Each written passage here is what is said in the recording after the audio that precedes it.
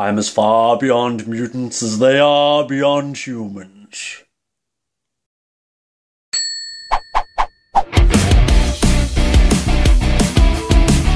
Hi again, I'm Ryan, your host with the toast, and I'm wearing my X-Men shirt today because we're talking about the new X-Men Apocalypse trailer. Now, X-Men Apocalypse is the third movie that starts with First Class, Days of Future Past, and now we have Apocalypse. So I've been waiting for Apocalypse to show up in a movie for a long time. I know Apocalypse from the comics, I'm a Marvel guy, so it was great to see him. Unfortunately, I was waiting for Apocalypse, not Ivan Ooze from Power Rangers. But regardless, I'm not going to complain about the design too much because I haven't seen the movie yet. Anyway, right off the bat in this trailer, we start off with Jean. I didn't know who it was that was talking at first. I forgot they recast her. Sophie Turner as Jean, not a problem. I'm so used to Famke Janssen by now that, I was like, who is that? So it starts out with her having a premonition in bed and Charles is there, and Charles with his beautiful flowing hair. I swear they're giving him more hair just so they can take it away. Then you hear Apocalypse speaking. And again, didn't even know it was Apocalypse because he doesn't have the lisp. If you've watched the 90s cartoon, you know he should have a lisp. Apocalypse.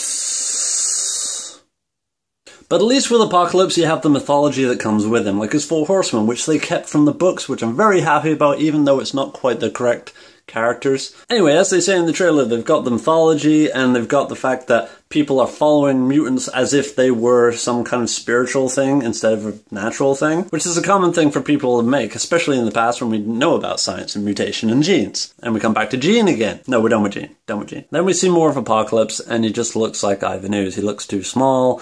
He looks like something from Mass Effect, and even purpler. He looks like the purple kid from Charlie and the Chocolate Factory took up beating. David Tennant's Purple Man at a nightclub. But at least he can grow. Among all the things Apocalypse can do, he grows. He's a shape-shifting monster of a mutant. And he's pinning someone down. I think it might be Christopher Holt who he's pinning down, but it's a really cool scene. And he's growing. And I gotta admit, out of everything, that's one thing I really wanted to see him do. Now I have to say, Apocalypse's plan is a little cookie cutter for my taste. Oh, guess what? He wants to destroy the whole civilization so he can rebuild it in his own image.